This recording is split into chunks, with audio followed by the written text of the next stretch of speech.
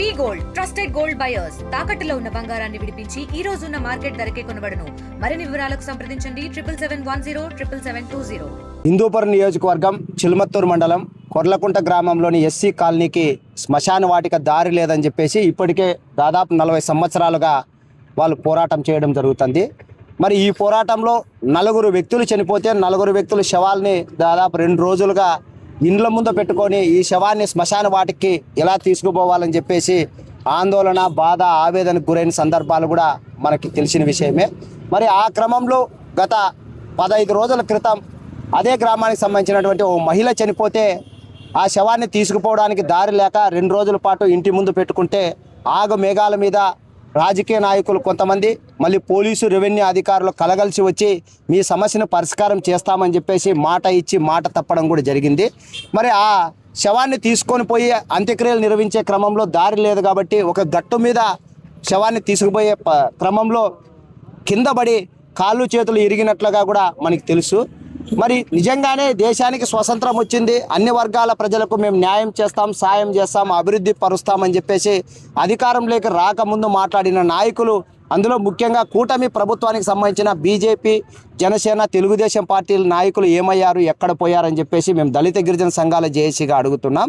మరి హిందూపురం నియోజకవర్గానికి ప్రాతినిధ్యం వహిస్తున్నటువంటి నందమూరి బాలకృష్ణ, ఆయన నియోజకవర్గంలోనే ఇటువంటి దురాఘాతం, దారుణం చోటు చేసుకోవడం మరింత బాధాకరం.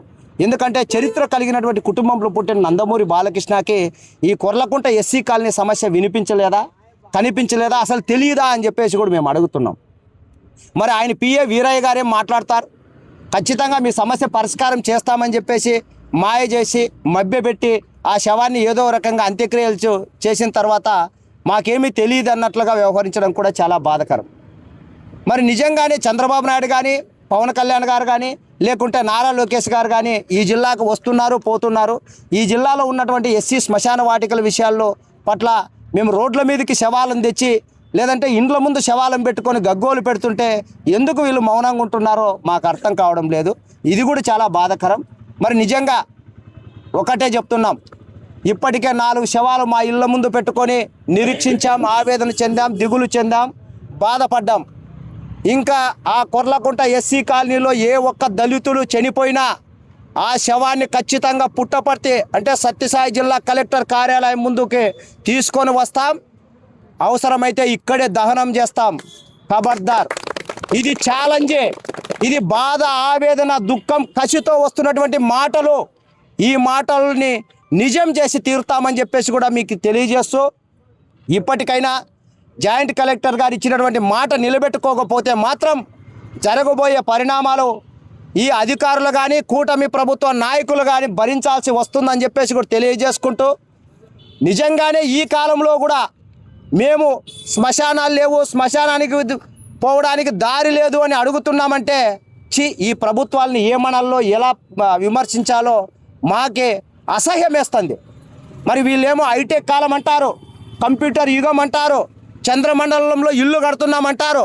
మళ్ళీ దళితులు చనిపోతే 6 అడుగులు బూల్చుకోవడానికి శ్మశానం లేదు, స్థలం లేదు, దారి లేదు అని మేము అరుస్తుంటే మరి ఇదే అభివృద్ధి, ఇదే చైతన్యం, ఇదే మార్పు? మరి దీని మీద ఈ పాలకులకు పట్టదా? మరి గమనించాలి. ఇంకొక విషయం కూడా, ఈ రోజు కంటే దాదాపు 30-40 సంవత్సరాలుగా శ్మశాన వాటిక లేదు, సస్తే పూడ్చుకోవడానికి అరుస్తున్నటువంటి కులం ఏదైనా ఉంది అంటే అది కేవలం మాదిగా, మాల, ఎరికల, సుగాలీలు మాత్రాలే. మరి ఇటువంటి సందర్భంలో ఈ కూటమి ప్రభుత్వానికి ఇది ఒక హెచ్చరిక అనుకోండి, లేదంటే విజ్ఞప్తి అనుకోండి. మీరు సమస్య పరిష్కరిస్తే విజ్ఞప్తి, పరిష్కరించకపోతే ఇది హెచ్చరిక. దీంట్లో ఎటువంటి పరిస్థితుల్లోనూ రాజీ పడం. రేపటి దినం ఏ దళితుడు చనిపోయినా సత్యసాయి జిల్లా కలెక్టర్ శవం వస్తుంది, ఇక్కడ అంత్యక్రియలు చేసి తీరుతామని చెప్పేసి మరోసారి తెలియజేసుకుంటున్నాం. జై Bhim. Local to global news at your finger tips. మీ చేతిలో ఒక ఆయుధం. Download raw TV app. Media legend Ravi Prakash is back.